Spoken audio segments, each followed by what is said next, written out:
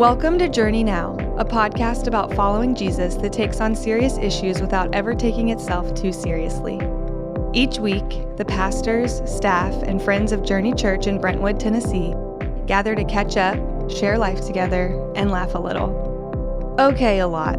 Maybe too much. But along the way, they also explore what it really means to bring heaven to earth, share Jesus' hospitality, and live cross-shaped lives. Part Babble, part Bible, and occasionally even thoughtful and entertaining, this is Journey Now. So here we are at another Journey. Are we on? Oh, Now podcast. Yes, we are. We're on. Welcome to the Stories Now podcast. We have the best guests today. We got Kevin, the Dixon. Kevin, the Dixon. Yep. Suzie, best guest. Seth Erre, Fritz, Aaron is up here. Fabi is up here. Yep, Floppy's here. Edwin's here. Yep. You just did a great intro. Really Hot great crew intro. here. Who's sitting The next? whole crew is here. Yes. next to Let's you? hit this Except on. for- Ha ba. Thank He you. ha ba. He ba ba. He ba. Hey. Tim Tims. We're missing Tim Tims. Yes.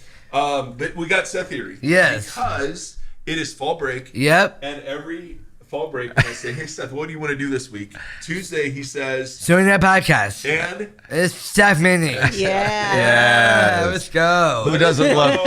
Who doesn't? Yes. Come on, baby. Who doesn't on, want to yes. go to a church staff meeting on their day off school? Seriously. Well, Like, Yes, seriously. Yeah, seriously. Our staff meetings are really fun. Yes. Yeah. Most of the time. Justy, my wife, was like, so what do you guys talk about, Steph? I said, well, it's hard to describe. If I Let's told just you, say it's the last step in the interview process.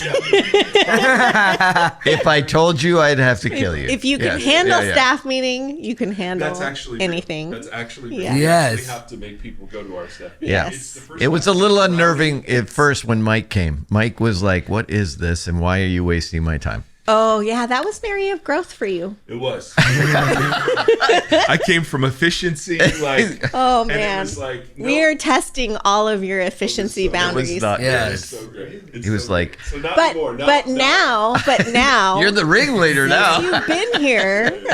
Yeah, Yes. you are the ringleader. Yes. And when Yes. you do have people come Yes, in a yes. job interview setting and come to staff meeting, you do turn it up a notch. Yes. Like, as to really, really make sure that this person will fit our culture Yeah, that's and be right. able to handle Yep. what comes. my job reviews have consisted of all of the ways that I've grown to be more like Journey staff. I'm rowdier, Yeah. you know, and so You just I'm have to like, let Yes. go of some things, I you know? did. Yes. Let's go. Yeah. Yes. If you can't hear Mike, it's because Seth has stolen his mic. Yes. The microphone and looking at it Yes. in the camera. We're creating big sound today. Brad, I love you. iPad, I love it too. Brad, we love you. That's Yeah. right. Big shout out to Brad. And iPad, that's for you. iPad, yeah, you'll be watching this on the iPad. Yes. Yes. So, Very good. yes, Seth Erre is responsible single-handedly for 48 views a week on our YouTube account. Absolutely. Yes. Thank you, Seth. Thursday, Yeah. and be like, Dad, Journey Now? Yes. Yes. Number booster. Yeah, thank you so Yes. much. Knock back to Mike. Oh, what's Now oh, oh. Seth Erre. Yes. Now So back to good. Mike. Oh my goodness. Yeah, so we're here. It's fall break. Seth Erre, Floppies now. If you hear just this weird squeaking sound, that is what do we got today? Two shoe inserts Yeah. with clips and a pink ribbon. Yeah. Oh yeah, you're Beautiful. showing it on the camera. So There it is. YouTube, Yeah, you yep. get to see. Does Seth make his own floppies? He does. Ah. He does. So he chooses the elements and He does. So he was confronted this morning. No, it's not serious. Yes, he was confronted this morning with the fact that he had stolen his grandma's inserts. Oh, okay. And that those that- are the grandma's. Oh, Those- okay. Grandma was Wow. like, hey. Hey. Because Seth had visited a couple weeks ago, and all of a sudden there are shoe inserts that were missing. that's so funny. And so he's just running around going, yep, these are grandma's. That's awesome. So anyway, yes, that's our life right Great. there. If you walk into our house, you will see nothing but ribbons, shoe inserts, forks, and little clips all over the place. Yes, little clips. Yes, little so as clips. opposed to great clips. It's fall break, guys. Yep. Yeah. We made it. It's October. Here in Nashville, we got cloud cover today, a bit of drizzle. And everyone in Williamson County is down at the beach, so traffic is great. Oh, and the schools are closed. It is. Those So two good. things together. is. Yeah. It's a big deal. Yeah. So any Halloween traditions for you guys as Halloween comes up? Is it, I mean, when you have little ones, you do the little one The thing, pumpkin but carving, and that was really fun. we're going to go to a farm tomorrow, I think, and do a little corn maze. Oh, A is little, it Gentry little Farm? one. No, they're not open. They're only open on the weekends. This one's a different one. Oh. But we're going to. That's fun. We're going to Anderson, I think maybe it is. Is it up in Kentucky? It is not. Okay. We're not willing to drive All the way to Kentucky. all the way to Kentucky for a corn maze. Okay. But I mean, Halloween, anything for you guys? Anything? Not really. I mean, it's just changed from so many the last few years. It just looks so different. So different. How so? Well, I mean, it went from getting together with a big group of friends and carving pumpkins and having soup and having a whole night to then a few years of getting together actually at the Timmons house at their fire pit. And you guys were there one year. And the kids just go trick-or-treating and we hang out there. To now it's I don't know. It's just Nathan and... What's he do? Well, he's going to dress up. Yeah. I don't know what he's dressing up as Okay. yet. Okay. And he's going to go with this girl? Mm-hmm. Yeah. Oh. Yep. Pregnant pause. Okay. Bad choice. Oh, shoot. No, I didn't mean... Yeah. Sorry. No pregnant pauses. No pregnant pauses. Not at all. Not at all. Sorry. No. Sorry. I'm not trying to be a grandma and get my inserts removed. That's what we do. We go trick-or-treating with our grandkids. See, that's fun. No, that's awesome. Yep. Yeah. Okay, I love our that. neighborhood is perfect for trick-or-treating, so they come over to our house. Oh. And leave our house to whatever happens and take our kids all through the neighborhood. It's a good time. Yeah. I love that. Yeah. Do you leave a big bowl of candy? We on tried the that front once. porch? And that was a bad idea. Okay. Unless we tied our dog to it, that would probably work. Do you guys pass out candy? Well, I can we do. imagine that's Yeah. something he would he would Seth something enjoy. he would like. Yeah, we've done that. He's not a huge walker arounder. Yeah. So we'll see. This Yeah. year he dresses up as the same thing every year. Postcard propaganda. Yeah. Yes. And they have a show coming up. Okay, I was hoping you would not say that Okay. because it's in Sorry. Nashville. You don't like to leave Franklin? I've been to Nashville twice. I have. Once for Lincoln Park with him and once for KB with him. You just don't go to Nashville? No. Why? Because it's fun. No. There's a lot to Are you do. kidding me? Downtown Franklin is everything I need. That's funny. Everything I need. That's funny. Wow. You're Williamson- like my friend Brian Dolshell. He rarely leaves Franklin. Yes. I mean, it's like that 14-mile drive. It's like going from Orange County to LA. It's just why would I do this? Because there's really great restaurants to eat at. They're great restaurants And there's in Franklin. great places to see music. I see music in Franklin. We're probably going tonight. Where you go? We're going to a vinyl bar that just I opened. don't even know what that is. It's a bar that plays records. Oh, okay. Which, if you're into records, which Okay. clearly you're not, so No, so vinyl bar. What's attractive about the vinyl bar? it's a vibe. I don't know. Okay, so Yeah. we're just gonna sit and eat and listen to records. Yeah. Okay. All right. Sounds more Which like you can do in Franklin, Where? in my house. I'm just saying. I mean, Yeah. Yeah. Well, Okay. last year, I'm going to change the topic. This one's just agonizing. Okay, that's fair. At Trick or Treat, there was a guy in the neighborhood dressed like Darth Vader, hiding in among the trees. And you could hear him breathing sometimes in the trees. Oh, I like that. Yes. That's really funny. And I like that you dropping your voice. And there was a Very mysterious. girl dressed like Rey, Oh. looking for Darth Vader. So they in had the a neighbor- whole spiel. It was a whole spiel. Oh, I and love that. our grandson loves Star Wars. Yeah. Loves Star Wars. Yeah, that's good grandparenting. It is. It is. It's amazing grandparenting. Yeah. But he was dressed like Spider-Man, which was a problem because when Darth Vader, because they had a whole lightsaber battle in front of our children, Oh my goodness. grandchildren.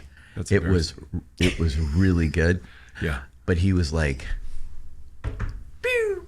Yeah. Yeah. Yeah. So funny. Yeah. You got He's trying to nothing. get into Yeah, the lightsaber battle with his. yes, I got bro. you. Sorry, Yep. bro. That's awesome. Yep, that was so good. Anyway, Do Okay. you dress up? So back to Franklin. Okay. Do you guys dress up for Halloween? I don't, but Zach's or Zach and Sarah do, the parents of those 2 grandchildren. Yeah. I've not typically. Although I will say one of the first pictures I got of you and Steve was your Breaking Bad. You win as Crystal, right? Crystal meth. Yeah. So that was her name. Like her name tag was Crystal, dressed in blue, and then Steve was Walt. Yeah. Which was great. So Yeah, no, I mean, that was I'm good. not a Walt. Halloween isn't like a huge thing. No. Yeah. I have friends who that's the like highlight of the year. Do you think it's evil and we shouldn't celebrate it? Yes. So I celebrated Fall Festival. You celebrate Reformation Day? Yes. All Saints Day. Well, we hold a service in our house. We don't go to Nashville for any of that. Is Got that it. where you? No, Nashville's fun. Were you Nashville's hum fun. and raise the table, or is that a different ceremony? Different. Oh, okay. That's funny. Okay. No. No, we're more Thanksgiving, like casserole, people. Got it. Casserole. Yeah. For Thanksgiving. We have the Barnharts over, and it's just the greatest, like, the People who love casseroles. we just eat casseroles. That's Turkey Ohio. casserole, Ohio and green bean Indiana casserole. right there. Totally. Yeah, Totally. It's like, let's just yeah. have a Midwest, let's Yeah. just do this. Yes. It's Yes. beautiful. That's Anyway, awesome. okay.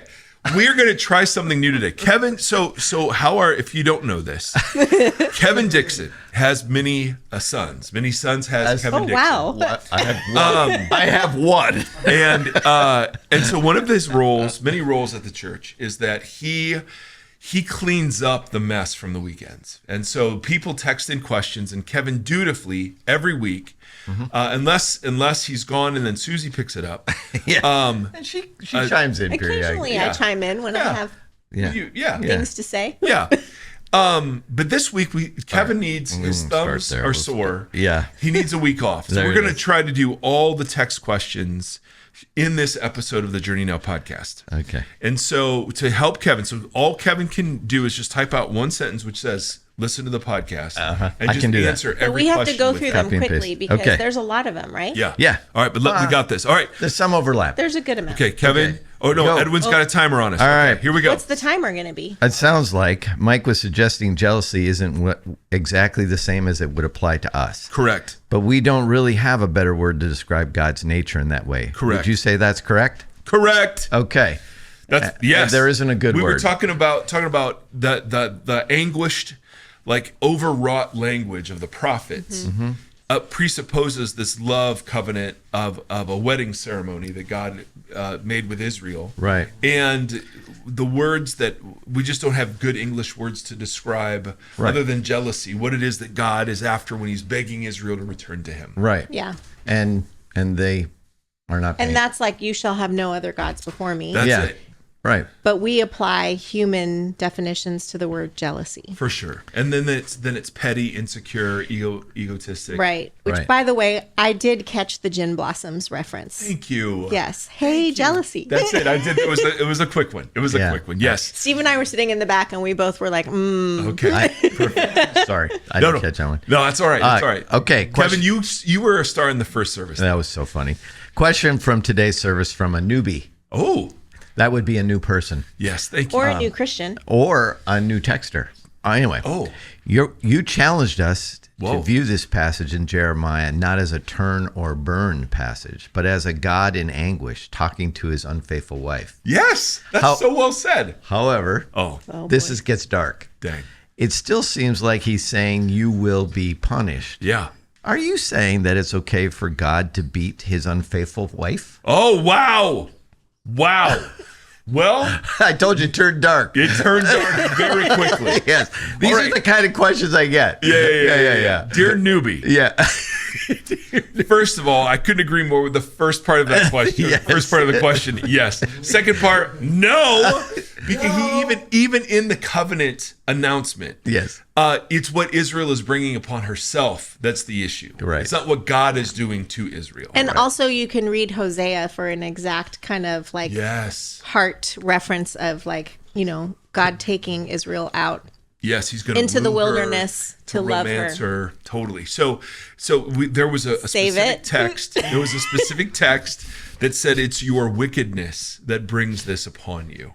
So it is not. So the picture of God doing this to Israel rather than Israel doing it to herself. Yeah, That's the big distinction. So would you distinguish the word punished? What would you do with that word? I would disagree with that word. What would you use instead of punished? Experiencing the consequences of their action that are baked into the idolatry itself. That's which is good. the wickedness doing it. That's it. Exactly right. Your wickedness will be your undoing, kind of thing. Yeah. Yes. Great question. Okay. Great question. And it goes with Jesus too, right? Because God isn't just like punishing. God has to hit somebody, and so here's Jesus saying, well, hit me, don't hit them. Rather, Jesus is experiencing the fullness of life and wrath that has come upon the earth because of its captivity to the powers and just the momentum of human sin and fallenness throughout generations. Yes, and there's a lot of momentum there. It's still going. It's picking up steam. It's rolling down the hill. Go, Kevin, All right. go. Okay. I think the difference between God's brimstone and hellfire and pastors, did you talk about brimstone and fire in the second service? I did. I did. God, you weren't there. And God's I was like, listen, love when for Kevin us preaches, it sounds a lot like Jeremiah. Yes. As we know God's love for us, we can see how he continues to bring us closer to him and how he brings himself closer to us. Versus pastors, it's just a bunch of yelling without totally. without any follow through. Yes. When life gets tough for those pastors, the pick yourself up by your bootstraps versus practical help and their love is contingent on your behavior. Yeah. Why doesn't God treat us that way? Yeah. And the analogy of golden calf doesn't quite sit right with me. Okay. Because this is the theme of the next few questions. Are you reading that question verbatim? Yeah. Yes. Okay. To God, the golden calf was a very big deal. Yeah. And the consequences was the death of many families. Right. And the purging of people who participated in it. Yeah. I think I need to understand why such a heavy text with such heavy point weakens us as a church versus as opposed to our responsibility and full understanding of God. I don't know that I know what's being asked there. What's being asked is that as the did you use the golden calf more in the second gathering? I think so. I don't remember. Okay, but the consequences of the golden calf was a big deal. Yeah. Because they broke up. But Totally. It seems like a deliberate act of God rather than a natural consequence. Right. That he struck them, he smited them. The smote. And I've seen the 10 Commandments. Yeah. The earth opens up. Yeah. Lightning comes Yes. down. Oh, the movie. Yes. Oh, Yeah. yeah. I thought maybe you were around. I was. Moses. I was. No, he's talking about Yeah. Cecil what's D. his name that was in all the movies? Charlton Heston. yeah, yes. that guy. Yeah. And, Yes. And the ground opens up and swallows the heathens into the ground with the golden calf. But that's not really what happened. Yes. He grinds them up and they make them drinking in the water. Yeah. So, that was Oh, what did he say? nothing. I thought there was a ghost in here. Okay, got it. It's Seth Erre. So the difference between that kind of Oh, I see. So it's that's not all just the natural consequences. Right. Sure. right. Absolutely. That's a fair distinction. So then it moves into not necessarily punishment. Is it still a punishment, or is this some kind of? Is he making an example of them? For sure. At least that, because remember they grind up the calf and then make them drink it. Yes. Right. Yeah. So I think That's a supplement they'll never forget about. That's right. Yeah. Oh man. Nothing like gold in your water. What does this have to do? What is the thing about pastors though? Oh, Pastors that yell at you. Did you talk something about? I think I made an offhanded comment about we read a passage like this in Jeremiah, and you can read it as hellfire and brimstone. Right. Turn or burn. Yeah. Right. And this is comforting. Yes. Because we live best under threat. Yeah. That's where some people really like pastors who yell. Yes, exactly right. And so I was just making the point. Or you could read this as evidence of the anguish and love of the Father for wayward children. And so I hear that as one And the question. yelling of a pastor is pick yourself up by your bootstraps. You need to do this right. Repent It's behavior modification. It's like you need to do better. That's what right. they're talking about. Yes. Versus some kind of practical help. Why isn't there some kind of practical help rather than just do better? Right. Yeah. For sure. Because moralism's way easier than gospeling. It is. Yeah. But the difference between God smiting and God allowing for consequences, that's true. Yeah. Even in the New Testament, I mean, there is a smiting of Ananias and Sapphira. And I have no category for that makes me comfortable other than God is holy and I don't want to be smote. But I do think it's different than smitten.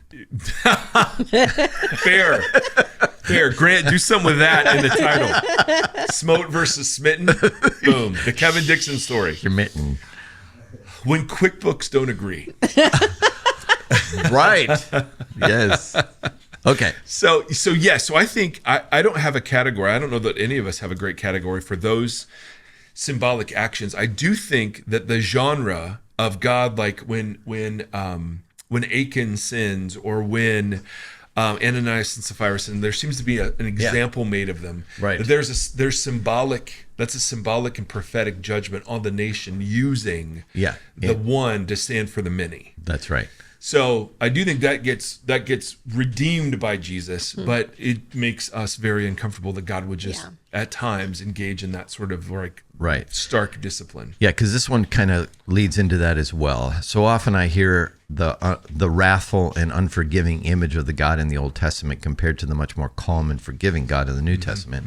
I find it hard to want to image that version of God when I hear stories that seem to go against the New Testament view of God. But I don't think we should just leave that version out of our life and pretend it didn't happen. How do you reconcile and bring together those two versions? I know you're just so good because they tend to feel so different. I don't even know where to start, especially when asked the classic question, why did God command genocides or wars and stuff like that? That's the doozy. Yeah. And I'm thrilled. We're going to be poking around on some of that on Sunday. In future Sundays. Sundays. Let's spend a little time on this one. Okay. Because I want to question first the assumption that there are that there's no wrath in the New Testament, and that there's no mercy or grace in the Old Testament. Right. So I would say the picture we get of God is much more straightforward and consistent than the question would presume. Again, you've got Ananias and Sapphira, Paul saying people are dying because they're misusing the Lord's Supper. And then you have God's name outside of Yahweh being, I am the God that is slow to anger, full of compassion, things that would have been revolutionary for ancient conceptions of divinity. Right. You made that point pretty well, I think, in the first gathering. Yeah. Maybe I didn't make it as well in the second. But so I would question first the New Testament God versus the Old Testament God. Right. And not only that, Jesus makes it worse because Jesus looks at the Old Testament and says, this is Torah, this is God's word, and every bit of it will be fulfilled. He quotes it as an authority. He refers to the examples of it as text and Bible and scripture. And so Jesus doesn't give us an option to disregard the Old Testament. I do think what Jesus does is he gives us the lens through which to regard the rest of the text. Remember, he's walking with the two people after the crucifixion. And he begins the text in Luke, I think 22 or whatever says, and beginning with Moses and the prophets, Jesus opened their minds and showed, and I'm paraphrasing this part, but how it is that the text was fulfilled in him. Right. And so I think what Jesus enables us to do, and the New Testament affirms this, is that Jesus is the clearest revelation of the Father, and that other previous revelations of the Father are true, but they're not as full. Right.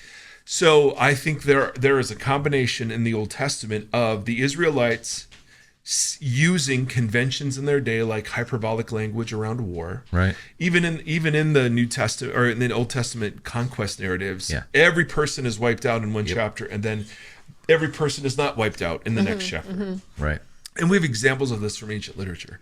So I think there's a bit of that. I think there's a bit of God communicating using forms that made sense to them that don't make sense to us. So when they worship a fertility god, God is going to withhold rain, and so they're like conceptual and symbolic apparatuses at work in the ancient Near East that are being riffed on that we're just not aware of. Right.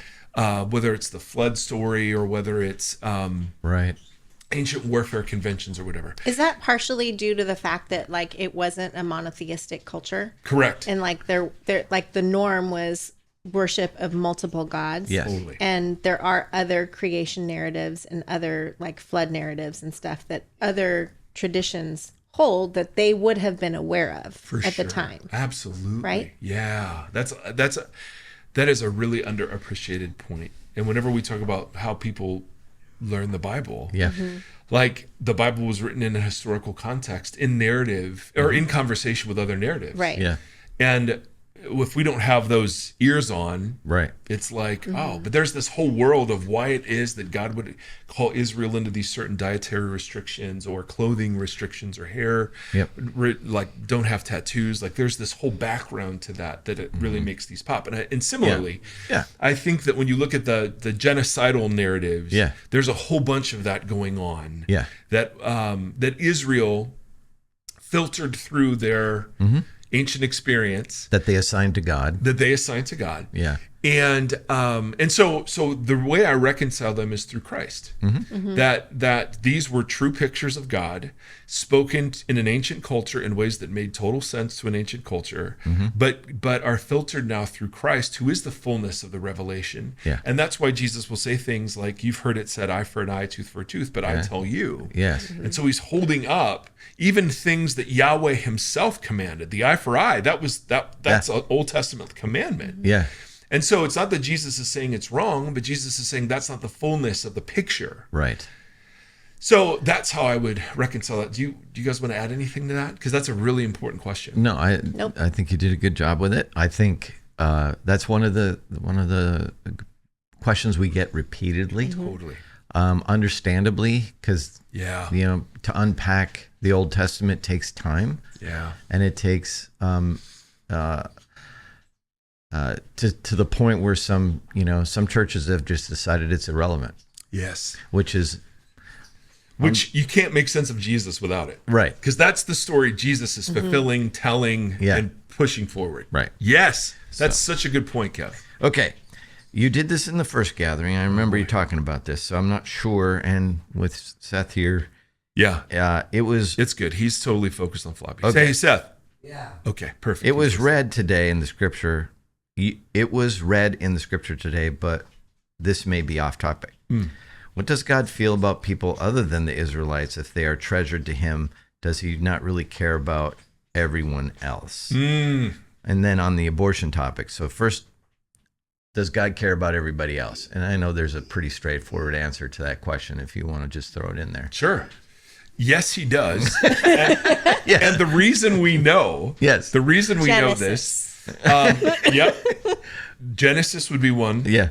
The other answer is that Israel existed to bless the other nations. That's right. So God cared for the nations. Well, that's the Abrahamic covenant. Absolutely. He tells him that from the very beginning. Yes. That's right. And then thirdly, there are books in the Old Testament that are designed specifically to show how much God loves the other nations. Jonah would be one example. Ruth would be another example. Where it's clear Yahweh's affection is for the nations and even the animals of the nations. And Jesus tells the disciples that they're to be his witnesses in Jerusalem, Judea, and Samaria, and the ends of the earth. Right. Come on, Samaria. Okay. So on the abortion topic, if the best way to stop an abortion is to change people's hearts and not legally. Yeah. Does that So this was a question that was raised. Yep. Does that not go against protecting the weak? Yeah. Does it make it okay to co-sign abortion if we aren't able to change a heart? This verse is what comes to mind. I really am open to being wrong on this. What a genius question. Give justice to the weak and the fatherless, maintain the right of the afflicted and destitute, rescue the weak and the needy, deliver them from the hand of the wicked. Yeah. Yeah. So there's a lot there. Speaking. Yeah. You want to start? Well, I think first of all, the word cosign implies a responsibility that I don't know if, like, let's just say you feel like you're co-signing abortion if you don't vote against it, because that's really the only civic power you have in that sense, right? But then what else are you co-signing? Right. If you're going to use that word. Right. Like if are you co-signing? Well, there's an order of loves. Yeah, and there's, you could make the argument that you're co-signing to not provide health care to certain individuals. You're co-signing to not provide benefits to pregnant women of a certain socioeconomic category that would effectively, potentially remove abortion off the table, so that's a big, heavy, loaded word that we take a lot of responsibility on. Yeah. Sure. So that's the first thing. And then the weak and the afflicted. Who are the weak and the afflicted? Is it just the baby in utero, or is it a bigger definition? Is there a bigger definition? Is a 10-year-old, 11-year-old, 12-year-old that's raped by a family member, is that a weak or afflicted person? I would argue that whoever wrote this particular verse didn't have babies in utero in mind. That verse isn't referring to babies in... Oh, whoever actually wrote the verse, not the question asker. No, not the question asker, but the actual verse is not referring to abortion at all. Yeah. But you could... Yeah. But I can infer it. You can make that connection, sure. Yeah. But it's a much bigger thing. For sure, which is what you're getting. Yeah, I'm just saying it doesn't stop at a baby in utero. And you said it really well. We all agree that we want to have fewer abortions. I'm not advocating for abortion, but I guess I do, because of the way the world has moved and the way the policy has moved and how people think and have lived their lives, I think you can't it's not a cut and dry issue anymore. Yeah. So go ahead, Kevin. No, go. I'm already thinking about the next question. Oh, nice. Yeah. That's how quick he is, ladies and gentlemen. That's how quick he is. I'd love to spend just a little time, because I think what the questioner maybe is getting at is, hey, well, what role then does policy play? Right. And even though the verse may not be applying there, aren't we supposed to agitate and advocate for policies that would protect the weak? And because my suggestion was, if we're really serious about decreasing the number of abortions, you can actually track Republican administrations versus Democratic administrations, and the abortion numbers go down because of certain policies that Democrats enact. And the simple answer to that question I would have is yes, we should advocate for policies. But it's not just the one policy that we should advocate for. Correct. Right? That's it. And I would say, on the abortion issue, probably more than anywhere else, the church thinks the most Christian thing to do is to vote. And we want to say that is such a shallow...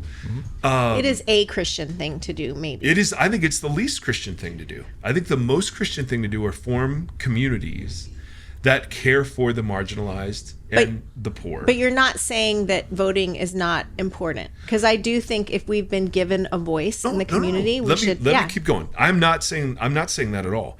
I'm just saying we've inverted to think that the once I voted against abortion, my Christian duty has been done. I can look at my tribe, be affirmed in my rightness, look at those other people that voted against it and say these are demons and they're evil and whatever else.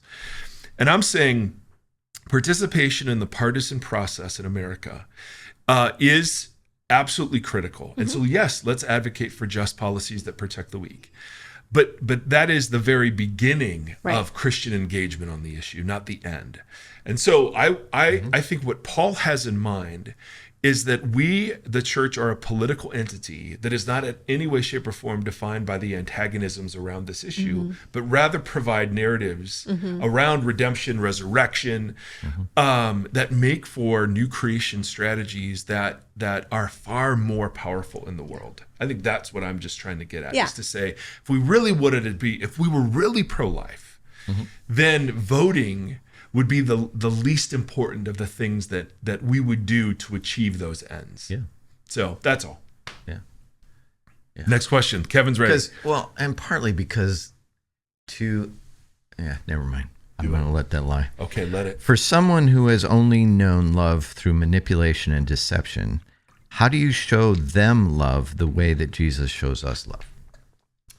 How do you show them love? So people who've never known real love. For someone who has never really known love through only known love through manipulation and deception. Man, the first thing that comes to mind, I don't know about you guys, is that little riff we did on love as being committed to, advocating for, and present with, regardless of any change in behavior. Yeah, and I think the present with is also really key in that particular scenario. Right. And it requires patience and long suffering. Like the definition of patience is long suffering. Right. That's, because that's those kinds of things that happen to a person, that kind of harm gets embedded in neural pathways and in the body. Look at you. And it takes a lot of time and effort and work to unravel that. Yeah. It's hard. Yeah. And it can only be done in community, right? Here's another thing. So part of the role of the church is to incarnate. The word became flesh. So the word of God's love has to become flesh. And so for the church to use love as a means to evangelize or to manipulate, I mean, it just adds so deeply to the trauma and malforms people, because now God is attached to such. Yeah. Right. Conditional love. Yes. Yeah. Yes. And that's what and we're more comfortable with conditional love. I mean, we just are. Transactional. Like, I'll do this for you, you do this for me. Yeah. Absolutely, Kev. Yeah. Well said. Yeah. How are we doing? We're great. I got another one for you. Okay. I got just where I'm How many more? just the one. Oh, this is it? Yeah. Dude, it's 10:47. We are flying We through are these. crushing. Seth, you're Yes. killing it right now. Okay, this one. This was originally really tough to listen to. I'm someone going through a divorce with an individual who has a lust addiction. Oh, wow. He has quite literally solicited many individuals. While I was struggling, I was overwhelmed with the grief of not knowing where to take this message. Being betrayed in the way that I have been can really only be understood by those who have also been through it. And while I have a 12-step program in therapy, there was no way to really truly process this at the moment with anyone. Now, by the end, it feels as if God is saying he can so deeply understand because he's been through it. Then it made me laugh that I was feeling encouraged by Jeremiah. That's awesome. Is it possible to be encouraged by Jeremiah? Heck yes. Yes. Can I just affirm? That is so awful and beautiful.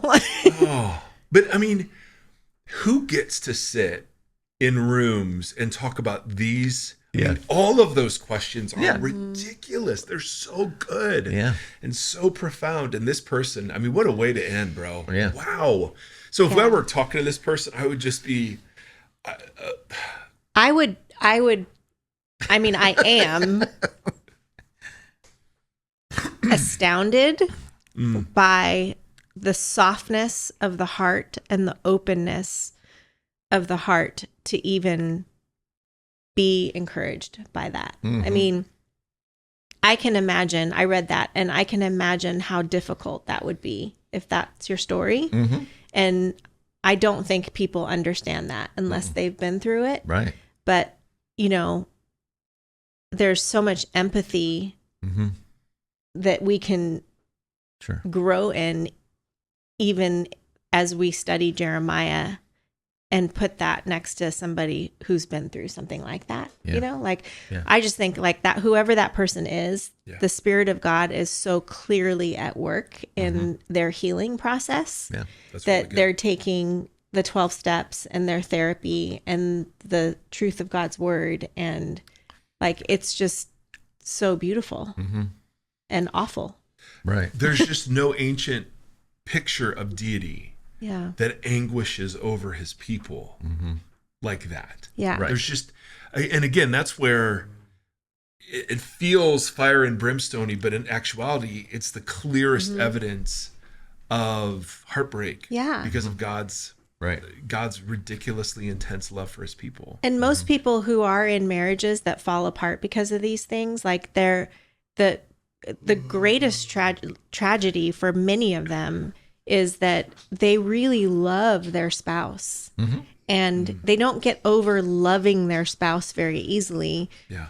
But when they have to separate and dissolve the marriage because it's harmful and they still love their spouse, it's just so painful. I can't imagine. Yeah. I can't imagine. Yeah. Speaking of painful, Seth Erre, come here. Okay. He's not painful at all. I'm just trying to make it's a like, transition. wow. I don't know what that is. I'm just saying, I think we've wrapped up the serious part. Yeah. Yeah. We crushed it. And by we, I mean the three of us and Seth Erre. Yes. And Edwin. And the text line. And Edwin. And Edwin. Don't forget Edwin. What was our timing? 24 minutes. Yeah. I mean, I feel really proud of us. Yeah. I will say, last week, the Oh, Lord. the universal testimony Lord. was that last week's podcast was maybe the most Awful. no. Awful. Although My dad is awful. Shenanigans. Yeah. Shenanigans. Shenanigans. Oh, are you tickling me? Yes. Thank you. Oh, so we can see that on the camera. Oh, thank you. But this week, dialed, focused. Seth. All right, Seth. Yes. What do you want to say? You got everybody's attention right Yes. now. What do you want to say? Yeah. I love you. Oh, perfect. Yes. Let's do it. Okay. Yes. Well, thank you for tuning in. Yes, Yep. thank you. Thanks for answering the questions. You just saved me Yep. some Thank time. you for this too. I feel Yeah. blessed. Thank you, Floppies. Yep. Yeah, Floppies did great today. And what about Edwin? I love you. Yes. There it is. Brad, I love you. I love you too. Brad, I love you. iPad, I love you. And we're out. Yes. Peace out. Thanks for listening to this episode of Journey Now. If for some bizarre reason you liked it, help us spread the word by leaving a review and sharing it on your socials. Journey Now is a production of Journey Church in Brentwood, Tennessee. Edwin Rivera III produces the show and fixes all the guest slurping, gum chewing, coughing, and other annoying sounds. Randy Hansen provides technical assistance even though he denies it. Grant Opperman edits Journey Now and intervenes when necessary to tell the crew that you can't say that. Special shout out to dear listener Brad Erre and dear YouTube watcher Seth Erre. If there's anyone else who makes it through each week, we're so sorry, and thanks to you too.